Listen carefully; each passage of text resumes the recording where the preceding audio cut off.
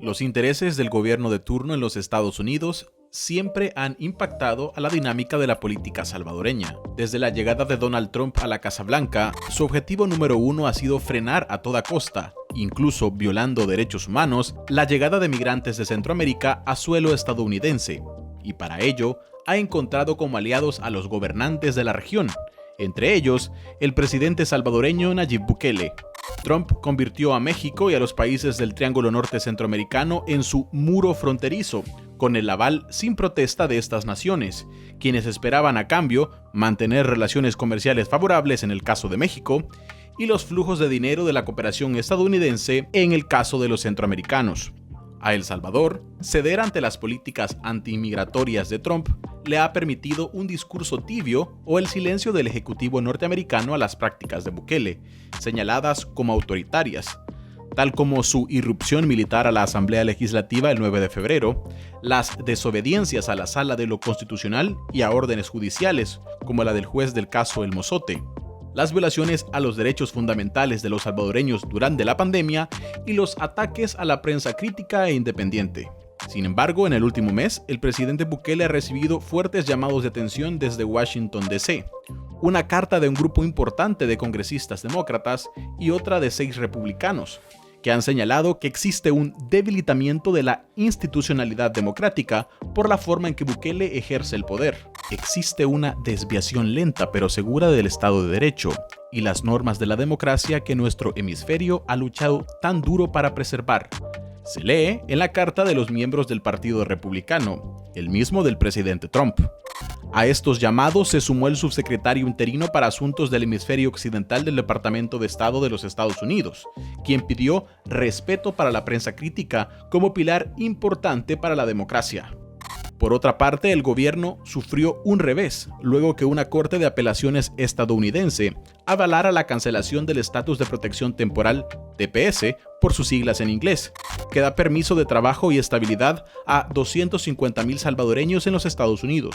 Los salvadoreños tendrán permiso de trabajo hasta el 4 de enero de 2021 y un año más tras el fin de los procesos judiciales para poder regresar a El Salvador. Con el nombramiento de la diputada Milena Mayorga como embajadora de los Estados Unidos, un puesto que estuvo vacante más de 15 meses, el gobierno reconoció implícitamente, en palabras de la nueva representante, que son conscientes de la terminación del TPS y que el presidente Bukele está generando las condiciones para el retorno de los tepecianos. Sin embargo, esta dinámica política entre el gobierno de Trump y el gobierno de Bukele podría cambiar. A menos de un mes de las elecciones presidenciales en Estados Unidos, el demócrata Joe Biden se perfila como el amplio favorito para sacar a Trump de la Casa Blanca según los últimos sondeos. Mari Carmen Aponte, ex embajadora de los Estados Unidos en El Salvador y exfuncionaria del Departamento de Estado en la administración Obama, ya ha advertido al presidente Bukele que debe valorar sus acciones ante un posible cambio de administración en el Ejecutivo estadounidense, porque un gobierno demócrata no será tan pasivo y será más exigente, dijo. A continuación, en la entrevista de Focos, Aponte conversará con Karen Fernández sobre la próxima relación entre Bukele y los Estados Unidos.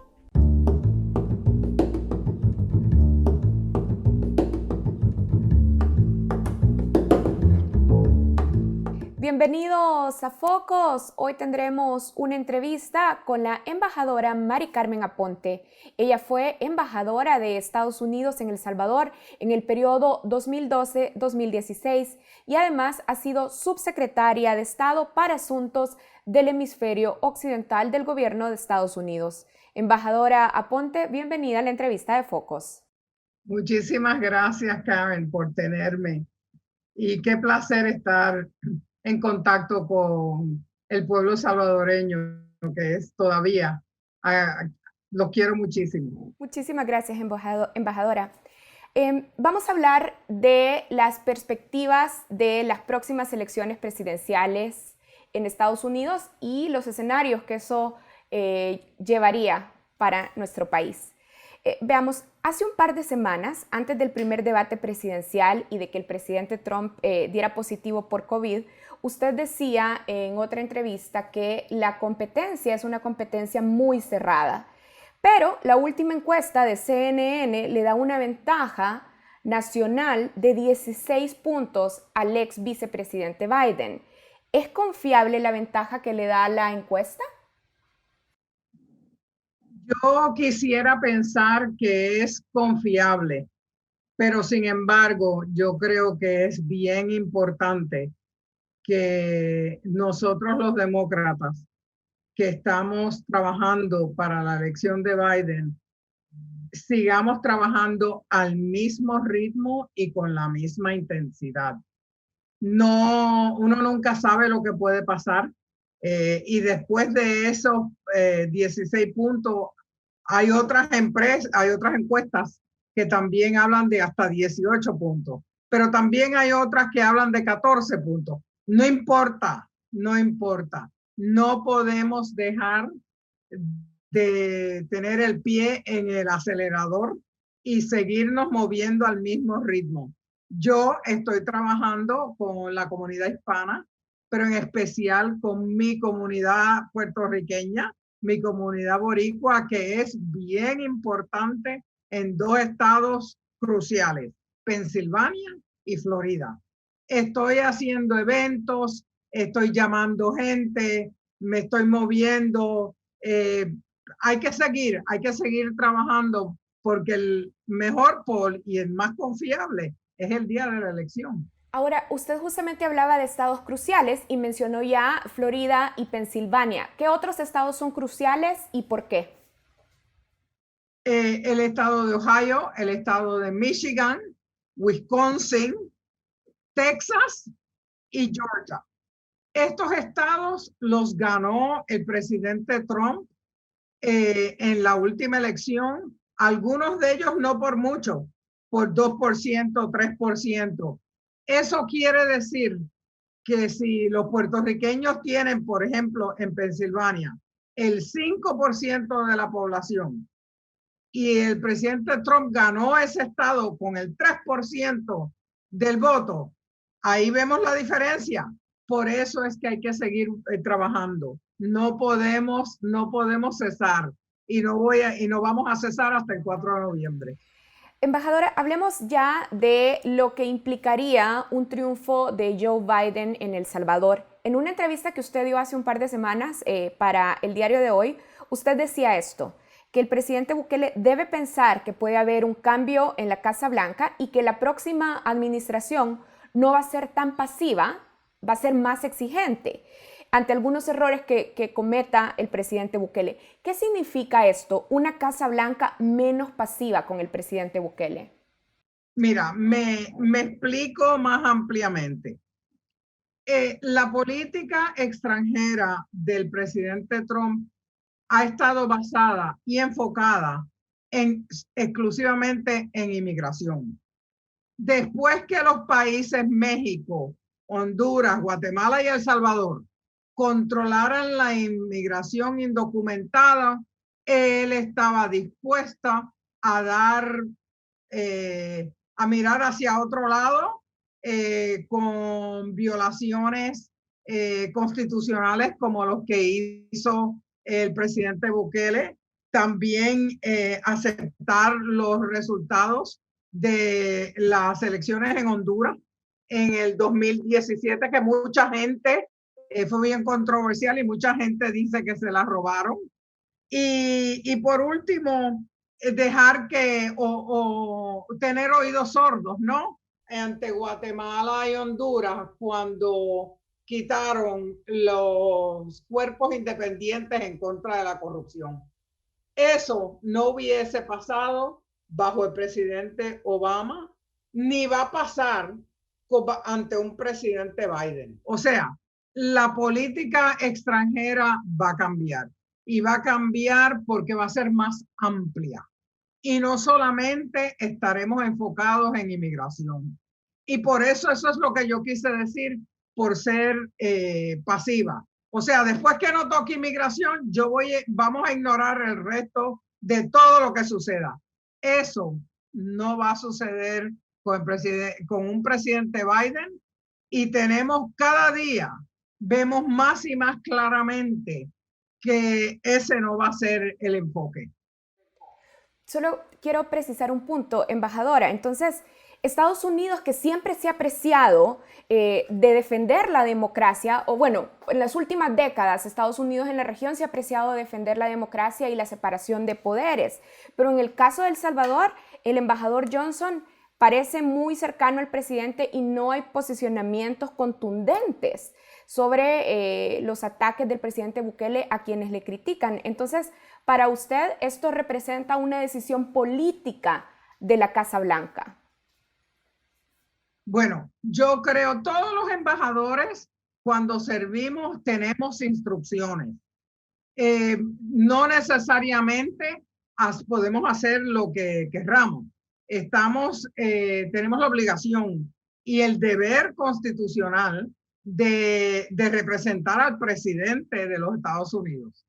Yo no quiero juzgar al embajador Johnson porque yo no sé qué presiones él tiene ni dónde las tiene. El embajador Johnson es una buena persona. Sin embargo, yo creo que para el presidente Trump sí hay unos límites. Y los límites son todo lo que tiene que ver con la inmigración. Si después que El Salvador, Honduras, Guatemala y México controlen la inmigración indocumentada y no llegue a los Estados Unidos, pues todo es, o sea, vamos a ver qué podemos hacer y no vemos, no oímos, o sea, no tiene la misma importancia. Esa, yo te aseguro, no va a ser la postura de un presidente Biden para nada. Y ya vemos cada día más claramente las señales que vienen de Biden si lo eligen presidente. Hablemos entonces, y tiene que ver con, perdón, sí, dime. Sí, hablemos entonces de cómo se expresaría la postura del presidente Biden en la región. Los gobiernos de El Salvador y Estados Unidos firmaron el año pasado un acuerdo para que nuestro país reciba a solicitantes de asilo en Estados Unidos, los que fueron conocidos como acuerdos tercer país seguro.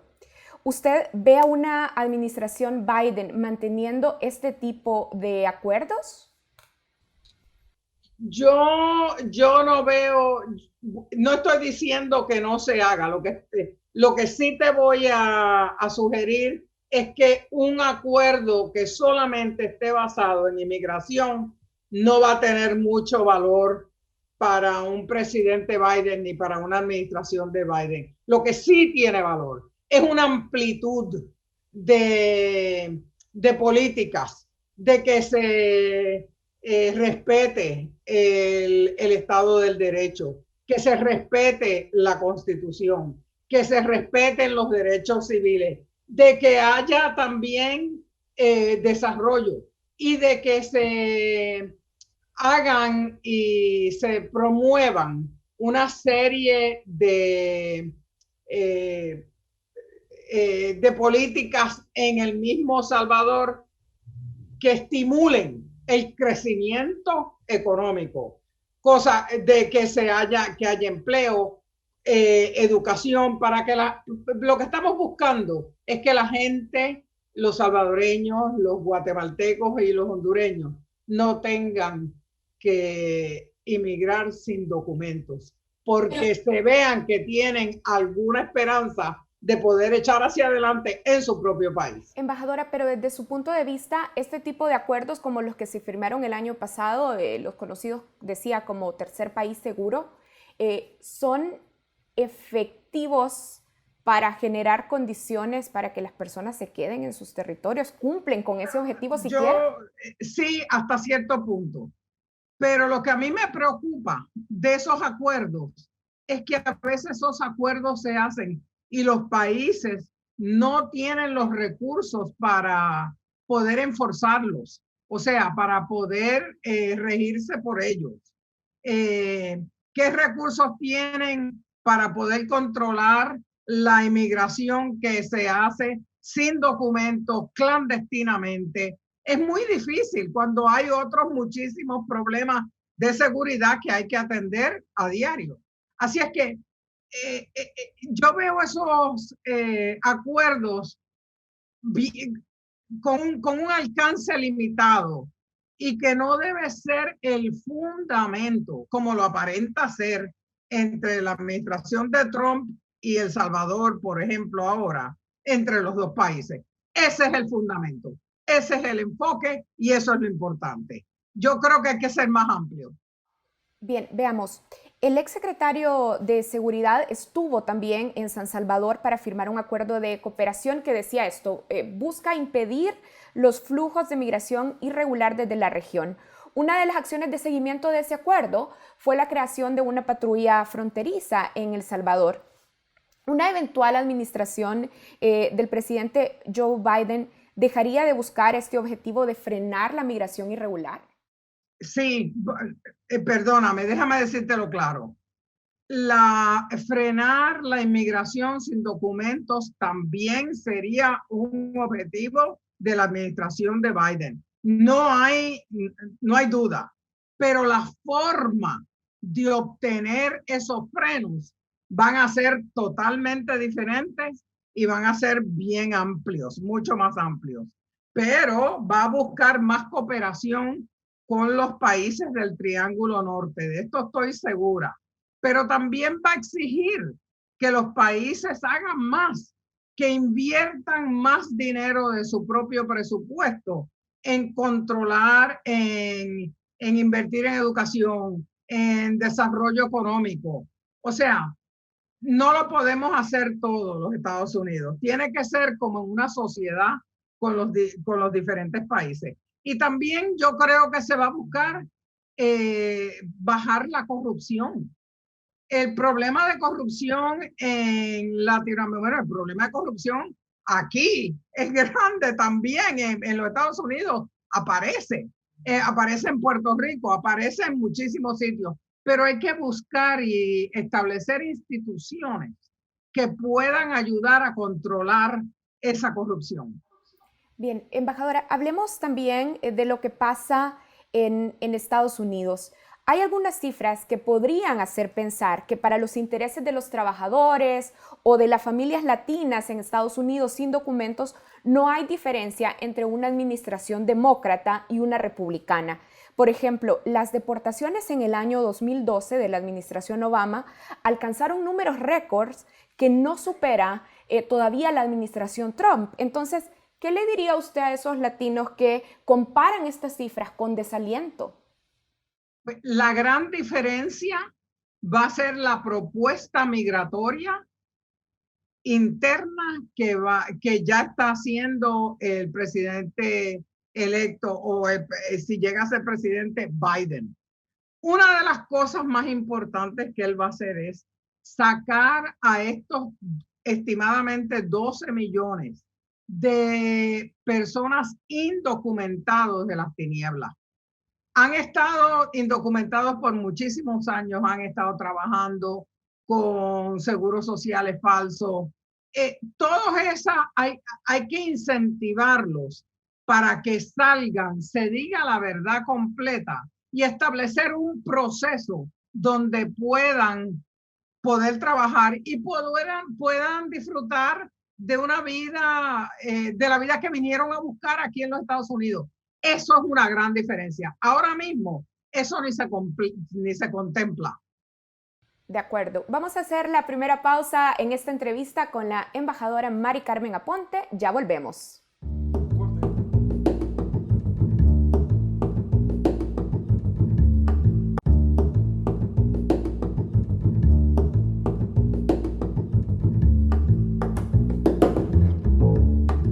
Bueno, continuamos esta conversación con la embajadora Mari Carmen Aponte. Recordemos que ella fue embajadora de Estados Unidos en El Salvador en el periodo 2012-2016 y también ha sido subsecretaria de Estado para Asuntos del Hemisferio Occidental. Embajadora, estábamos hablando también, antes de irnos a la pausa anterior, estábamos hablando sobre cómo cambia la situación para los latinos en Estados Unidos entre una y otra administración. Quisiera hablar también del voto demócrata latino. Para mediados de septiembre, algunas encuestas, por ejemplo, en estados como Florida u otros como Arizona y Texas indicaban que los demócratas estaban perdiendo algún tipo de apoyo en las comunidades latinas, sobre todo si se compara el voto demócrata latino en la elección anterior y esta. ¿Qué cambios deben impulsar los demócratas para no seguir perdiendo voto latino? No capté bien la pregunta, perdóname. Sí, la pregunta es, ¿qué acciones deberían de impulsar los demócratas para no seguir perdiendo votos de los latinos? Tenemos que impulsar más en el área de unidad. Tenemos que impulsar y enfatizar las políticas de cómo la comunidad latina puede enlazarse mejor a los sistemas de gobierno que ya existen para que reciben los servicios que necesitan, si es que necesitan el servicio, y obtener la educación que necesitan para echar hacia adelante. Un área que ha resultado bien importante es el área de la salud. Como tú sabes, la pandemia ha dislocado la vida, en El Salvador, en Guatemala, en los Estados Unidos, de una forma nos ha descombobulado seriamente. El poder controlar y poder saber y tener fe y confianza de que los oficiales de gobierno que corren las agencias como el centro CDC, Center for Disease Control en Atlanta, están diciendo es confiable, eso hay que trabajarlo. Porque estamos llegando a un punto donde la ciencia se está convirtiendo en no confiable. Tenemos que alejarnos de eso, porque lo único que nos va a sacar de esta pandemia es la ciencia. ¿Cómo vamos a hacer las cosas? ¿Qué son las precauciones que tenemos que tomar para que no nos agarre la pandemia? La otra parte que es importante es el acceso a seguro de salud. Obama hizo historia con el seguro de salud que ofreció a 20 millones de norteamericanos.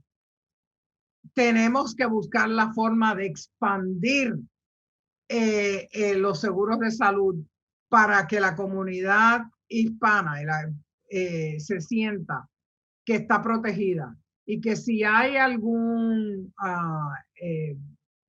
obstáculo de salud que tenga no solamente una persona, sino toda su familia, no los deje en la ruina económica y no los deje sin poder hacer trabajo, o sea, sin opciones. Y eso es bien, ofrecerle esa seguridad, yo lo veo como bien importante. Y eso es lo que mis puertorriqueños y la gente de los hispanos con quien yo hablo, me hablan constantemente, de la inseguridad que sienten de no tener un seguro, de poder ir al hospital y tratarse si se enferman. Bien, en el bloque anterior, embajadora, usted decía, hay que aclarar que Estados Unidos siempre va a buscar detener los flujos migratorios sin documentos. Ahora, si ese objetivo no cambia, en una eventual administración Biden, usted, por ejemplo, ¿cuáles recomendaría que sean los temas o las formas claves en la relación entre Estados Unidos y El Salvador? De cerca con El Salvador y con los otros países del Triángulo Norte para hacer un análisis de cuáles son las necesidades y cuál es la forma más eficiente de atenderlas. Yo creo que la seguridad hay que atenderla, darle a la gente el sentimiento de que pueden salir todos los días de su casa y tienen la seguridad de que van a llegar porque no les va a pasar nada en el camino. Eso hay que resolverlo. Hay que darle también las opciones de empleo. Hay que estimular la economía para que veamos más empleo, especialmente en estos días de la pandemia, donde tantos empleos se han perdido porque tantos negocios han tenido que cerrar y los que están abiertos, a Dios gracias todavía, están con grandes dificultades. Eso hay que ayudarlo. hay que ayudar a sobrepasar eso para darle seguridad. Mira, todo lo que buscamos en la vida es tranquilidad y seguridad. La seguridad de un trabajo, de estar tranquilo, de no tener que tener miedo y de poder hacer lo que tengamos que hacer, para estar contentos y bien y poder desarrollarnos. Esas son cosas que son bien importantes. Embajadora, en el discurso, estos dos elementos, seguridad y crecimiento económico para la generación de empleos, parecen elementos que también han estado en la administración Trump y en cómo se presenta aquí en la región. Así es que, ¿cuáles serían las diferencias sustantivas de una eventual administración Biden más allá de estos postulados de discurso? Bueno, yo creo que en una administración Biden se va a ver un trabajo con los gobiernos donde los gobiernos inviertan en en sus propias prioridades. Nosotros invertir también, pero los gobiernos tienen que invertir. Yo creo que vamos a ver más exigencia de eso. Yo creo que vamos a ver más exigencia en el Estado de Derecho, en seguir la Constitución, en poder ofrecer a los ciudadanos las libertades que las constituciones de los diferentes países le dan. No podemos ignorarlo, no, cuando nos conviene ignorar eso. Eso no funciona.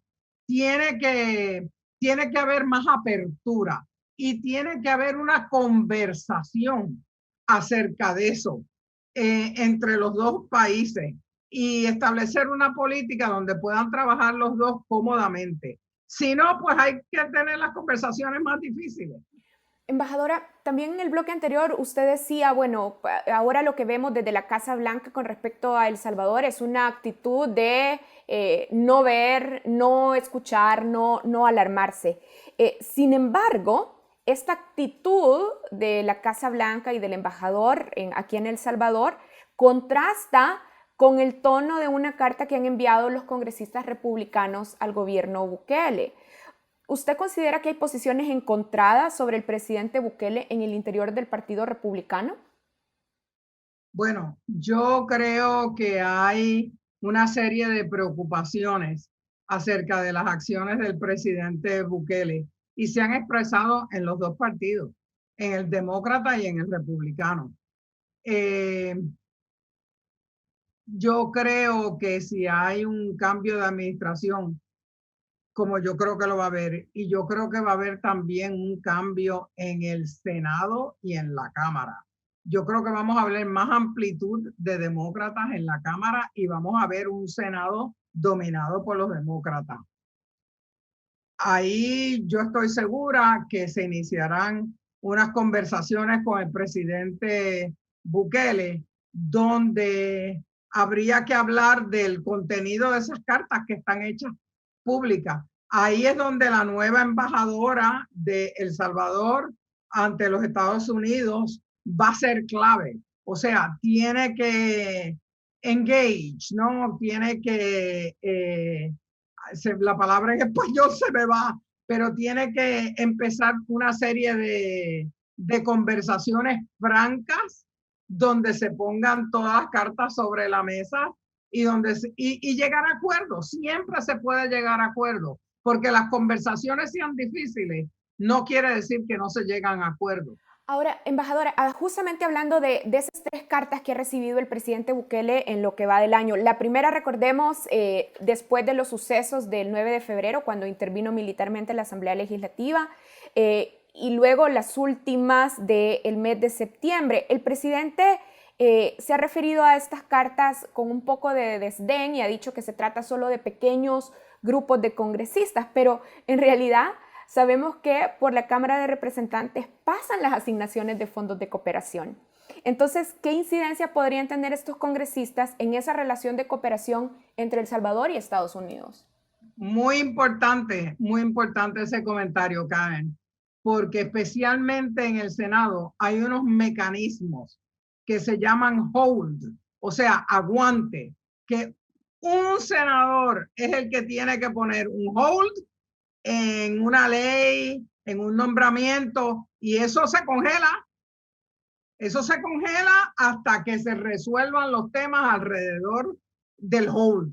Si no se discuten y no se resuelven, se queda congelado. O sea que hay herramientas disponibles, especialmente a los senadores, a los representantes también, pero en la Cámara Alta, 1 de 100 que se oponga es un tema bien serio. Es un tema bien serio. Así es que yo estoy segura que el presidente Bukele se siente de esa forma porque a lo mejor él entiende que él puede llegar a esos arreglos. Probablemente tenga razón. Va a tener que llegar a esos arreglos porque si no, esto no va a ser demasiado exitoso. Yo creo que se puede, pero va a requerir una voluntad política de parte del presidente Bukele, también como de parte de la administración de Biden. Embajadora, la administración Trump anunció que ya no iba a renovar el TPS. ¿Tendría posibilidad una nueva administración de revertir esa decisión? Yo creo que sí. Yo creo que sí. Y el vicepresidente Biden ha hablado en términos de todos esos países que han tenido TPS, hay que analizarlos uno por uno, pero me sospecho que la tendencia va a ser a regularizarlos a través de un proceso de equidad. Aquí la clave es equidad, fairness, que no tengan más, pero tampoco tengan menos ventajas que otras personas que están en la misma posición. Que sea justo. Y yo creo que vamos a ver eso. Esa es la tendencia. Embajadora, ¿y usted se ve asumiendo de nuevo la subsecretaría de Asuntos Hemisféricos? Ay, no, yo creo que no. Yo no sé, Dios es grande y Dios dirá el futuro mío, pero ya yo tengo mis años y no sé qué habrá en el futuro para mí, pero yo creo que hay otras personas que más jóvenes, más académicos, que probablemente estén en línea para ese puesto. Casi tenemos que cerrar esta entrevista, pero hablemos de la nueva embajadora de El Salvador en Washington. Aquí en El Salvador se ha criticado la falta de experiencia de la nueva embajadora Milena Mayorga para este cargo. ¿Por qué la experiencia es vital en la tarea de representar efectivamente en Washington los intereses de los salvadoreños en Estados Unidos? Bueno, la experiencia es crucial, pero eso no quiere decir que ella no pueda hacer un buen trabajo. Si ella se rodea de personas que tienen experiencia y que pueden alumbrar el camino, se puede hacer. Pero va a necesitar trabajo, va a necesitar humildad, va a necesitar buena disposición y va a necesitar una diplomacia. Cuando yo llegué a El Salvador, la experiencia mía era mínima. Pude echar hacia adelante porque me rodeé de personas que sí sabían lo que estaban haciendo, que nunca me dejaron, que siempre me aconsejaron y siempre estaban al lado mío. Jamás, el servicio extranjero de los Estados Unidos es una joya porque hay gente de muchísimo trasfondo y todos ayudan. Y yo tuve, nos dimos cita en El Salvador cuando yo llegué en el 2010, un equipo maravilloso donde éramos bien unidos y yo pude crear un ambiente de confianza los unos con los otros y me ayudaron muchísimo. Y fue por ellos que pude echar hacia adelante. Ahora usted dice, bueno, la falta de experiencia es superable si se rodea de un buen equipo, pero ¿Qué retos va a tener la labor diplomática de la embajadora Mayorga en un congreso, como ya estábamos diciendo, con miembros que ya han expresado su preocupación por la conducción del gobierno de Nayib Bukele? Pues mira, va a tener que tener muy buenas explicaciones y va a tener que tener muy buena perspectiva de qué es lo que motiva al presidente y, más importante, cuál es la visión clara del presidente, hacia dónde va, cuáles son los hitos, cuáles son las partes importantes, por qué y cuál es el deseo de mantener una relación con los Estados Unidos. La embajadora tiene una gran ventaja y es una comunidad salvadoreña aquí en los Estados Unidos que en realidad le importa El Salvador, que están bien pendientes, que se ocupan. Así es que a la medida que ella pueda trabajar con esa comunidad, va a ser para su beneficio. O sea que todo esto es superable, pero ella va a tener que poner de su parte y va a tener que tener una muy buena, una actitud de apertura. Bien, quiero agradecerle a la embajadora Aponte por este espacio de conversación que nos ha concedido. Muchas gracias. Muchísimas gracias a ti, Karen, por la oportunidad.